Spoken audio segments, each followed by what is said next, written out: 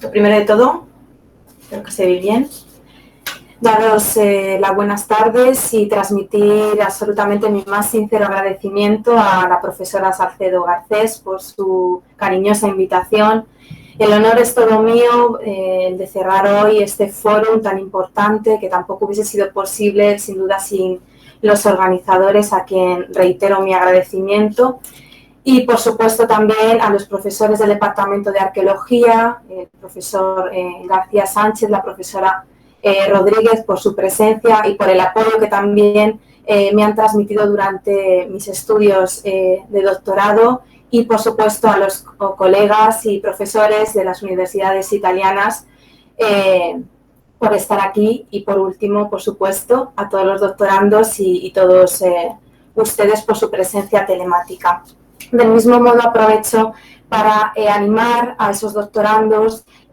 a que, una vez que hayan terminado mi intervención, se animen a preguntar cualquier tipo de duda, ya sea ligada a la metodología aplicada en mi trabajo o, por supuesto, cualquier curiosidad que les pueda ser útil, que aprovechen este foro también para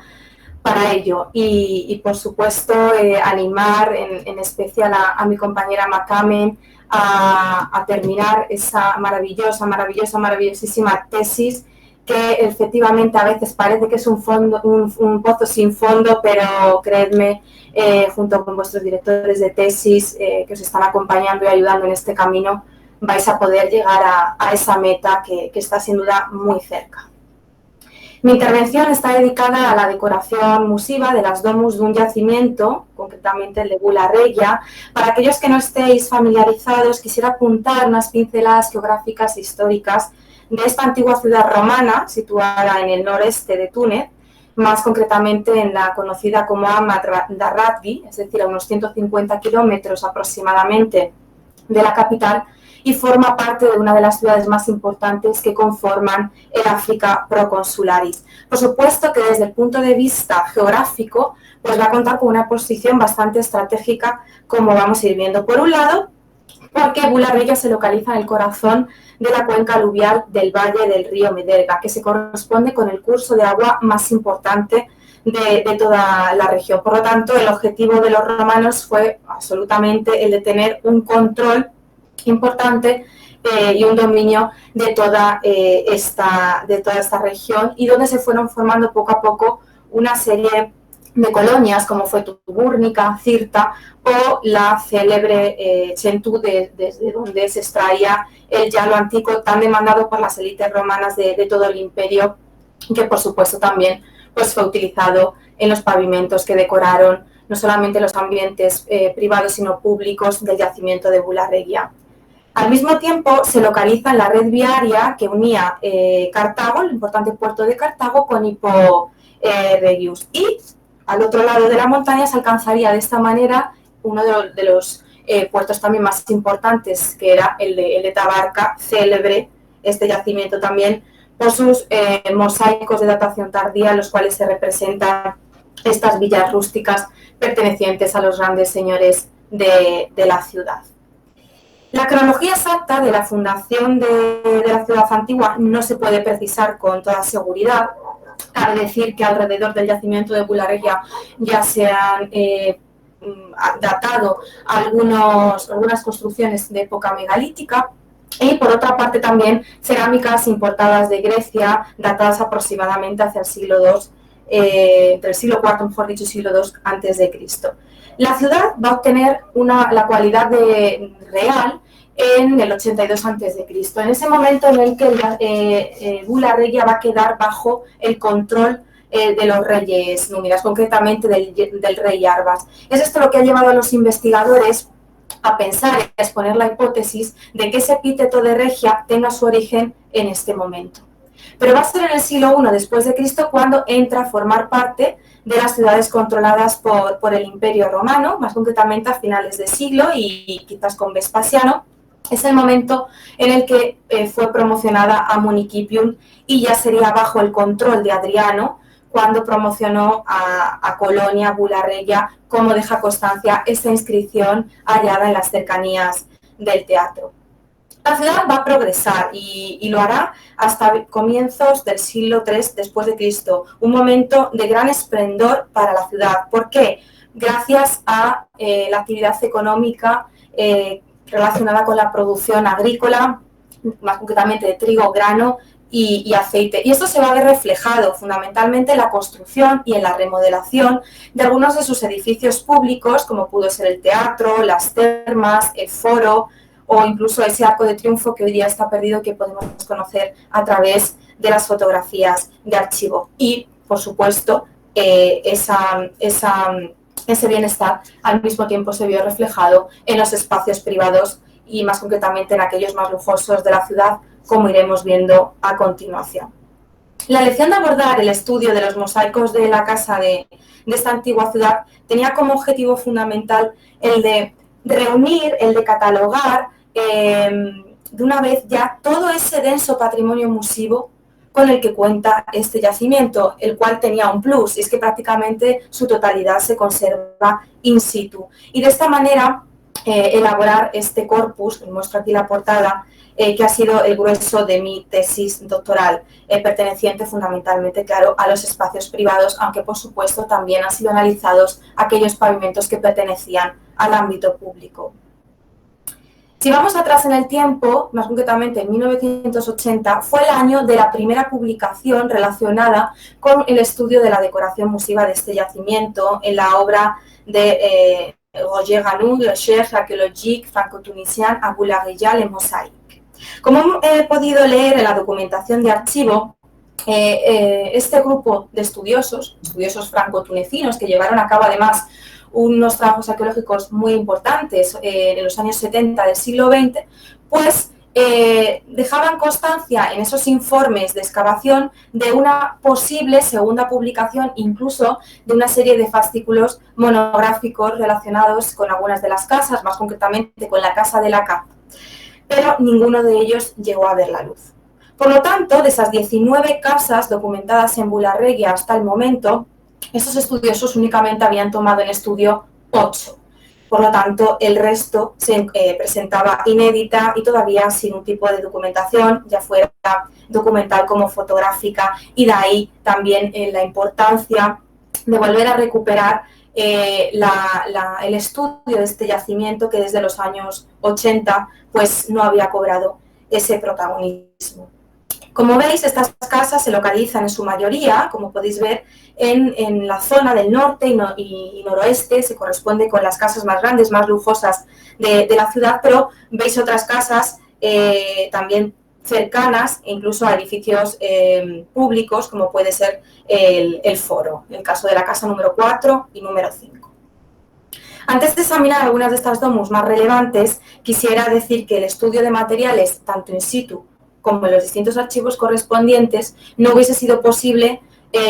sin la vinculación a los dos proyectos que la profesora Salcedo ha señalado anteriormente. El proyecto Cartago y, por supuesto, también ese proyectito más pequeño, pero realmente importante, que da nombre al mismo, que es el proyecto Bularreguia. Y no puedo dejar de mencionar la importancia y que siempre agradeceré de este trabajo de equipo, de cooperación que ha tenido lugar entre los profesores y doctorandos de la Universidad Complutense de Madrid y la Universidad de la Manuba de Túnez. Es así como se ha podido llevar a cabo ese trabajo de documentación in situ, la medición de los pavimentos, la visita a algunas de estas casas que estaban cerradas al público y que necesitaban de permisos para los investigadores. Igualmente, fotografiar todos aquellos mosaicos que estaban inéditos y al mismo tiempo localizarlos en su planimetría, o igualmente aquellas planimetrías que no habían sido publicadas, pues tratar de alguna manera también darles su forma. De este modo, el objetivo también era documentar el estado de conservación de esos mosaicos. Muchos de ellos, desde 1980, pues no habían sido de nuevo fotografiados. A través del estudio de estas fotografías resultaba complejo denotar esa policromía que caracteriza los pavimentos del norte de África, y bueno, ha sido otro de los objetivos actualizar, ¿no? Actualizar esa documentación fotográfica ya publicada en el trabajo de 1980. De esta manera, he contabilizado un total de 304 pavimentos musivos, de los cuales 291 se registran en un contexto perfectamente determinado, es decir, en un espacio doméstico, como podéis ver en la diapositiva. Pero tenemos que tener en cuenta un dato, y es que menos del 25% del yacimiento ha sido objeto de trabajos arqueológicos. Por lo tanto, es todavía mucho lo que queda para salir a la luz. Es cierto que he documentado un total de 13 pavimentos y, por supuesto, los he incluido igualmente a este corpus porque posiblemente pudieron formar parte de la decoración de otros espacios privados. Las técnicas utilizadas en los mosaicos de Bularreya han permitido, como siempre, indicar, ¿no?, la importancia, el uso de muchos de estos ambientes. Como podéis ver en este gráfico, el Opus Tessellatum se ha reconocido como la técnica más común en todo este repertorio musivo de ámbito privado, y concretamente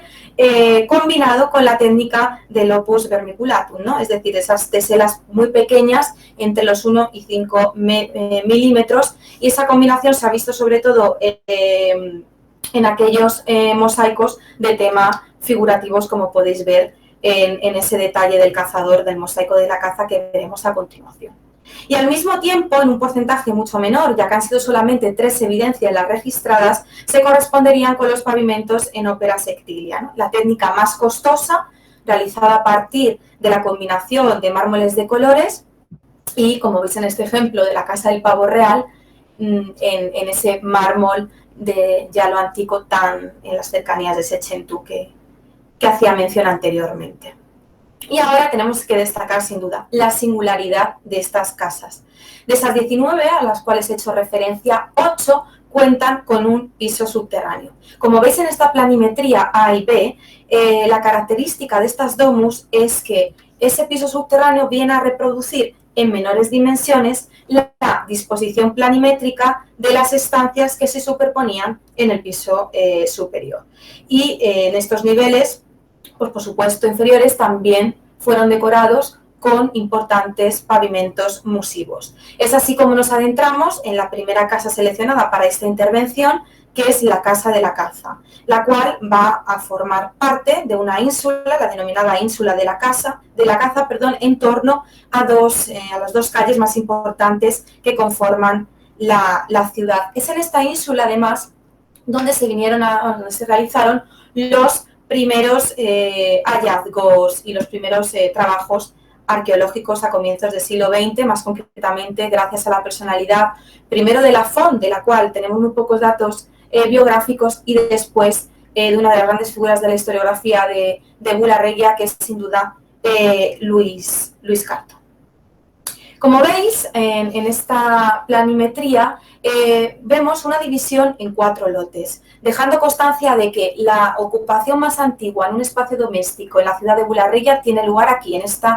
esta ínsula de la Caza, y más concretamente se remonta a época helenística, en el siglo II a.C. Será en época severiana cuando esta vivienda se va a dividir en 2, primero en la Casa de la Caza y después en la casa de la nueva caza, que se correspondería, digamos, con el lote de la parte más septentrional. Mientras que la casa de la caza sería mucho más lujosa, llegando a alcanzar incluso los 1.500 metros cuadrados. Desde el peristilo superior de la domus contamos con una escalinata. Bajando esos escalones nos situamos a 5,15 metros de profundidad respecto al nivel del terreno.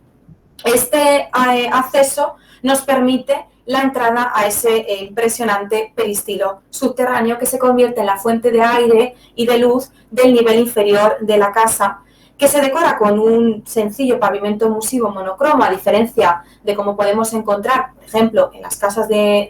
con peristilo de ámbito pompeyano, donde se situaría el jardín. Aquí, en cambio, queda cubierto con un pavimento y luego una remodelación del mismo en el siglo IV después de Cristo. La riqueza decorativa de esta casa se va a reservar para otras estancias. Fijaos que aquí os señalo un pavimento bastante interesante. De hecho, es el pavimento que da nombre a la casa. Es un mosaico de temática cinegética, es decir, de caza, y que al mismo tiempo pues, se convierte en uno de los poquísimos pavimentos figurativos documentados en esta domus. Es un pavimento que desafortunadamente se encuentra en un estado muy precario, pero gracias a los dibujos recopilados en los años 70, donde su estado era muchísimo mejor, podemos hacernos a la idea de la representación de estos amores cazadores realizando esa actividad de la venatio, de la caza de fieras. Y fijaos, os señalo con la flecha, afortunadamente, ese pequeño fragmento que es la esquina superior izquierda de este pavimento y que todavía se conserva y que ha permitido reconocer un elemento iconográfico realmente interesante, que para los descubridores de la casa pues significó posiblemente el blasón del propietario de la misma, cuando investigando esta corona de 5 puntas que veis aquí, decía mucho más que todo esto. Y en realidad se corresponde con el emblema de una sodalidad, es decir, de una de las asociaciones, de uno de los grupos activos en las ciudades norteafricanas y muy activo concretamente en la ciudad de Bularegia, que se encargaban de organizar pues, todo tipo de espectáculos, fundamentalmente venaciones, y de controlar una serie de actividades económicas y comerciales, en particular la de la producción de aceite. Y es así como este emblema, que sería la corona de 5 puntas, acompañado de una cifra, que concretamente es el número, la cifra 5, conformarían el nombre de este grupo, de esta sodalidad, la de los pentas. Estamos viendo así cómo gracias a los pavimentos musivos se permite afirmar de esta manera la actividad de estos grupos en la ciudad, como el mosaico es una fuente iconográfica muy importante porque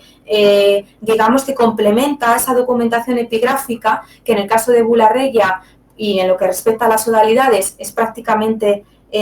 escasa, y de esta manera pues hemos podido llegar a conclusiones muy interesantes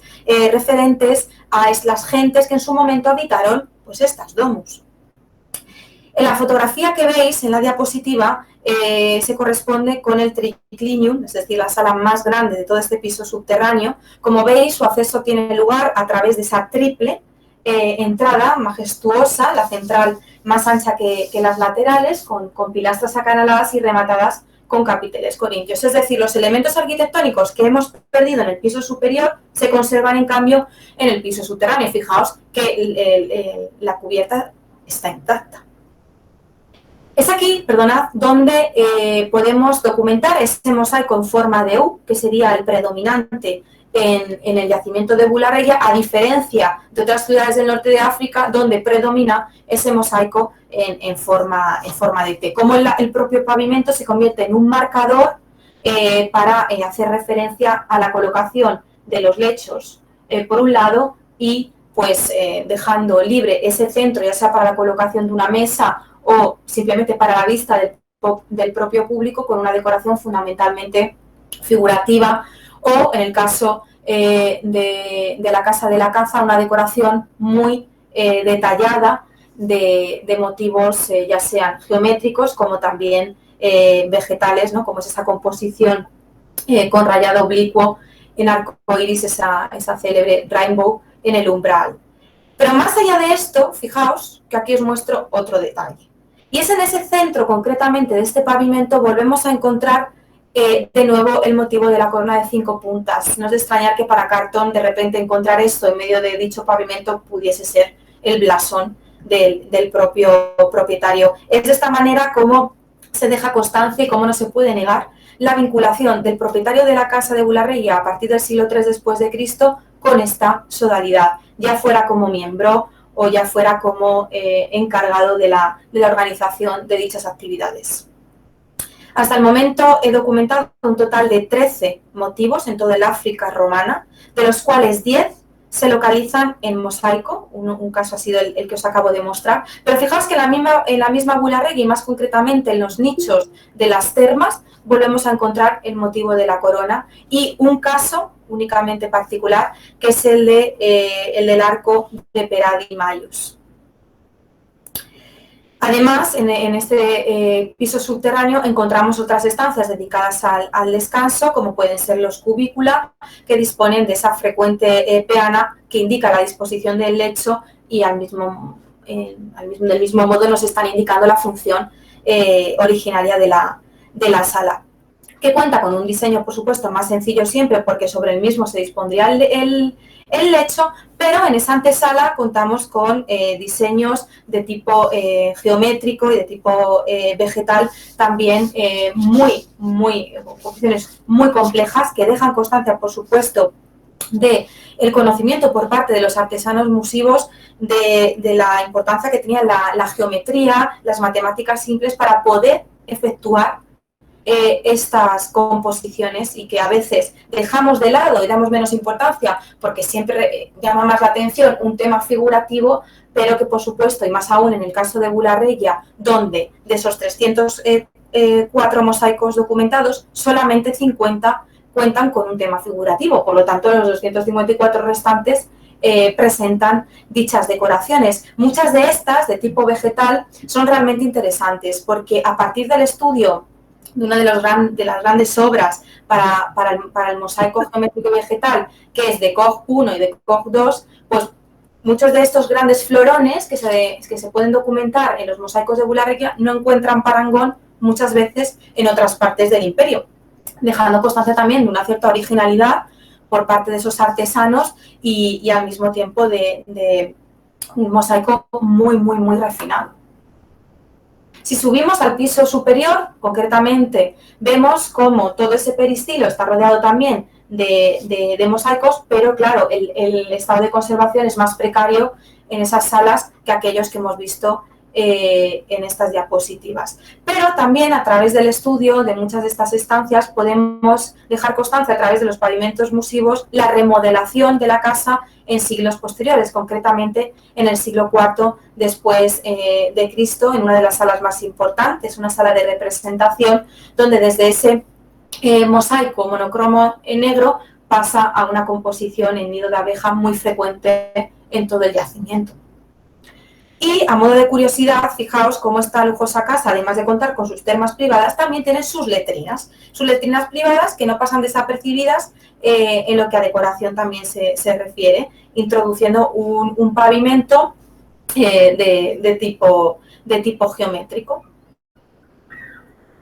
Y nos vamos a la zona superior, más concretamente a ese lote septentrional de la ínsula de la Caza, que se correspondería con la casa de la Nueva Caza. Ese es el último espacio doméstico excavado en la ciudad en 1972, visitable y, como digo, excavado también en su totalidad. La parte que os evidencio se correspondería con el piso subterráneo, mucho más pequeño que el de su vecina Casa de la Caza, donde contaría con un largo pasillo, una estancia de representación y luego dos pequeñitos cubícula. Pero de aquí, de esta casa, quisiera resaltar del piso superior una de las estancias más relevantes, que se corresponde con ese grandísimo triclinium, donde se documenta al mismo tiempo el mosaico que casualmente da nombre a la casa, que es otro mosaico de temática cinegética, uno de los yacimientos figurativos más importantes desde mi punto de vista de todo el yacimiento, que ha merecido en mi tesis doctoral uno de los análisis iconográficos también más extensos. Desafortunadamente, como veis en la fotografía, presenta una gran laguna en la zona central. Esto ha sido consecuencia del abandono de la casa entre finales del siglo V y principios del siglo VI después de Cristo y la posterior construcción de tumbas quizás de época alto medieval, que desafortunadamente pues han dañado gravemente el mosaico, si a eso añadimos su exposición a la intemperie.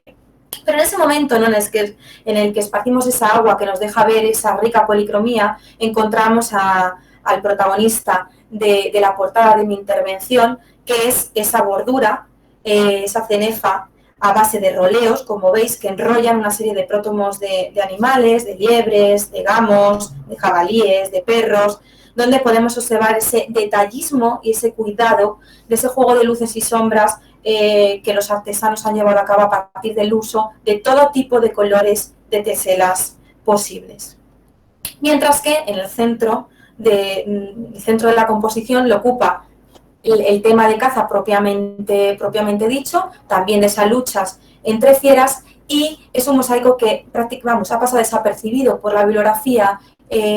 a partir de 1977, que fue su momento del descubrimiento, y resulta realmente interesante, sobre todo, y esto ocurre mucho en los mosaicos de Bula-Regia, porque presentan novedades iconográficas, siempre hay algún detallito más que lo va a diferenciar del resto, y en este caso es este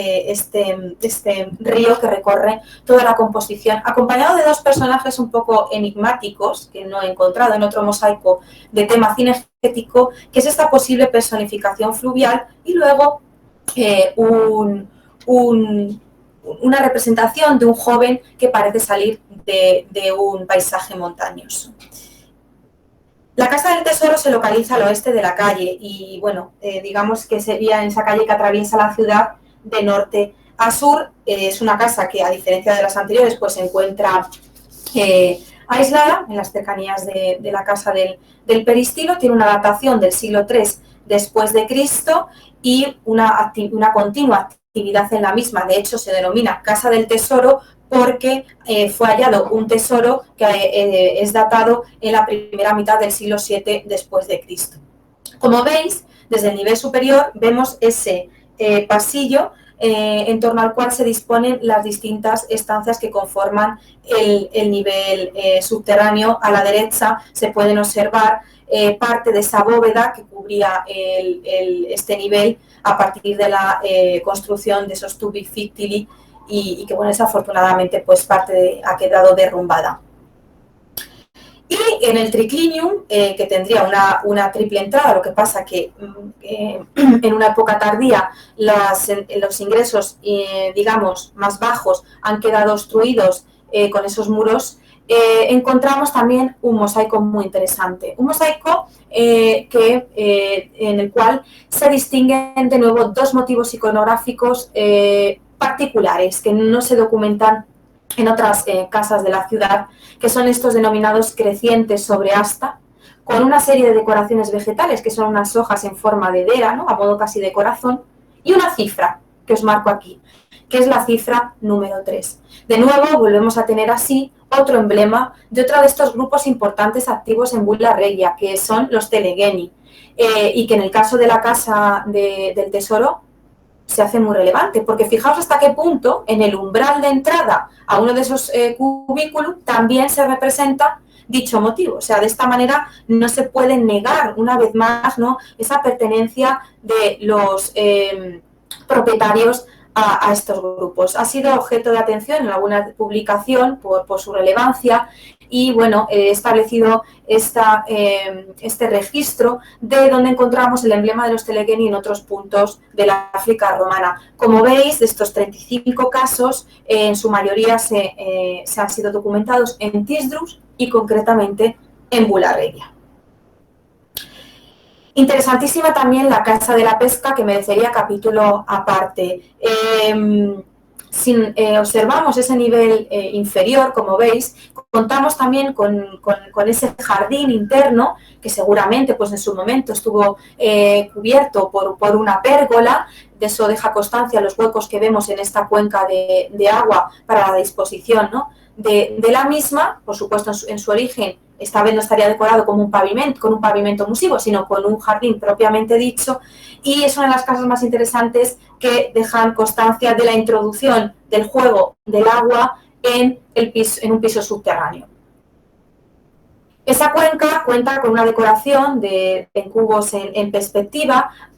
que es relevante porque frecuentemente lo que podemos encontrar es esa fórmula iconográfica que hace referencia a esos erotes pescadores, es decir, una iconografía ligada al ámbito marino. Lo podemos ver en la fotografía inferior, y es así lo que predomina en toda el África proconsularis, que son esos crustáceos, esa fauna acuática, con la iconografía de la cabeza del propio océano. Mientras que, como veis en la imagen superior izquierda, se correspondería con esa cuenca polilobulada presente en la Casa de la Nueva Caza, que en cambio sí que presenta la iconografía de los erotes pescadores. Entonces, ¿por qué esta casa se denomina la Casa de la Pesca? Porque el pavimento que le da nombre, se encuentra en esta estancia, en una estancia súper interesante. Es una estancia con Stibadium que también ha sido objeto de estudio individualizado por la importancia que merece. Y por último, de la selección, por supuesto, importante y relevante, es la Casa del Triunfo de Venus Marina. Los trabajos de excavación los llevó a cabo Louis Carton en 1910 y 1911 y os evidencio una vez más ese piso subterráneo que veis que coincide perfectamente con la planimetría del piso superior. Volvemos a pasar un largo pasillo decorado con esa composición formada a partir de meandros con esvásticas y trenzas de 2 cabos, y a ambos lados del mismo, como podéis ver en la planimetría, se situarían las distintas estancias que conforman este nivel. Impresionante es, por supuesto, la sala de representación, una vez más con esos elementos arquitectónicos como son en origen, unos pilares, como podéis ver las bases dejan constancia de ello, después se introdujeron en esa remodelación en los fustes de columna y luego al mismo tiempo los arquitraves y por supuesto esa bóveda de arista intacta. En el centro, una vez más, en ese pavimento en forma de U, encontramos el mosaico del triunfo de Venus Marina, igualmente interesante por su iconografía a la hora de encontrar fusionada una triple iconografía, la redundancia, que es la del triunfo, la de la toilette y la de la coronación, como podéis ver en esta fotografía de la diosa Venus. Asimismo, tampoco podemos volver a perder de vista todas esas composiciones vegetales de las cuales os hacía mención anteriormente, como es en esta zona enfrente justamente del triclinio. Y en el nivel superior os muestro el único mosaico de tema figurativo documentado fuera de contexto, porque se conserva en el Museo del Bardo, en la sala de Bularregia, y junto con otro de tema y de composición geométrica y vegetal, son los únicos hasta el momento que están expuestos en el museo, de los que tenemos constancia fuera del propio yacimiento. He llegado a la conclusión que posiblemente pudo formar parte de esa decoración, concretamente del emblema central que conformaba el pavimento del triclinium del piso superior. Es un mosaico bastante interesante también desde el punto de vista iconográfico, sobre todo por la presentación de esa divinidad fluvial y al mismo tiempo por esa identificación que sería una hipótesis bastante factible, como se registran muchos mosaicos de todo el imperio, del propio Hera, en este caso Perseo, con el propietario de la propia domus, ¿no? Esa idea de esa autorrepresentación y de esa manera de llamar la atención y exposición de esa virtus del propio propietario. Finalmente, este yacimiento con un gran patrimonio musivo, como hemos visto, es al mismo tiempo un yacimiento muy vulnerable. Mi preocupación desde que visité este yacimiento ha sido el de proteger estos mosaicos. ¿Cómo vamos a proteger todo esto? La conservación in situ, efectivamente, por un lado, es muy positiva, ¿no? Porque permite al visitante, permite al investigador su comprensión en su estado y en su contexto originario y en el conjunto de la propia casa, pero al mismo tiempo son mosaicos que se exponen a un grave deterioro. Fijaos estas palabras del propio Louis Carton en 1910, en referencia a esos palacios subterráneos, como los denominó él mismo, este médico y arqueólogo francés. Habla de muchos mosaicos deteriorados. Se está preocupando ya, como se podría seguir leyendo en los informes de los archivos, de esa preocupación de sus propios descubridores a comienzos del siglo XX. Fijaos en los registros que hemos llevado a cabo en los años 2016, 2017 y 2019. Un gran número de pavimentos presentan un estado de degrado tremendo. Descolocación de teselas, desprendimiento, trituración, oscurecimiento de las mismas.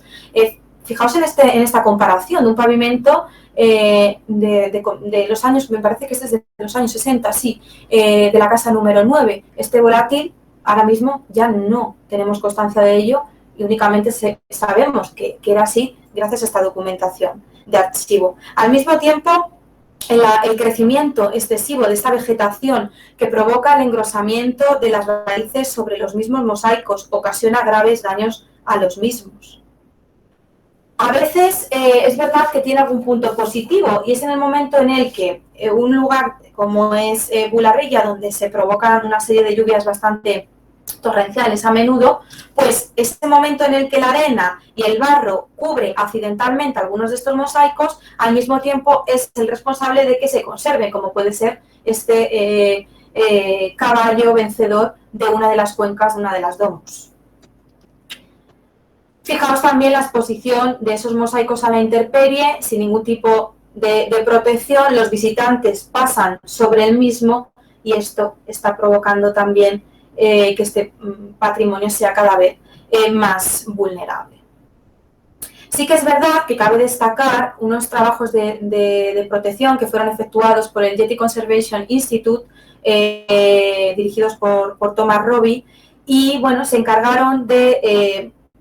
tratar de cubrir aquellos mosaicos pues, que estaban en una condición extremadamente precaria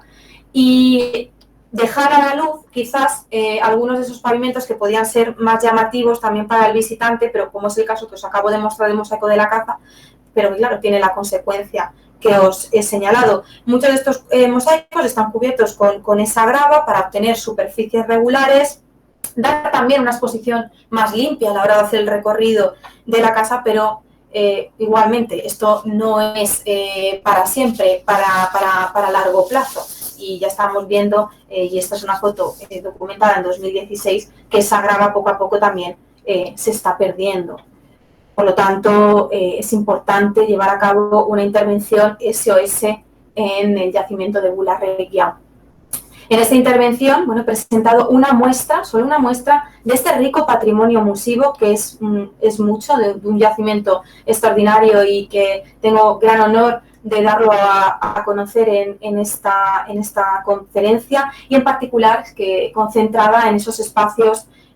domésticos, donde hemos visto cómo fundamentalmente es en los niveles subterráneos donde se ha conservado en un estado mucho mejor que en los niveles inferiores, debido a que se han perdido esas bóvedas que cubrían las distintas estancias. De esos 304 mosaicos hemos llamado la atención de cómo en su mayoría lo conforman composiciones de tipo geométrico, composiciones de tipo vegetal, pero no por ello menos importante. Y, por supuesto,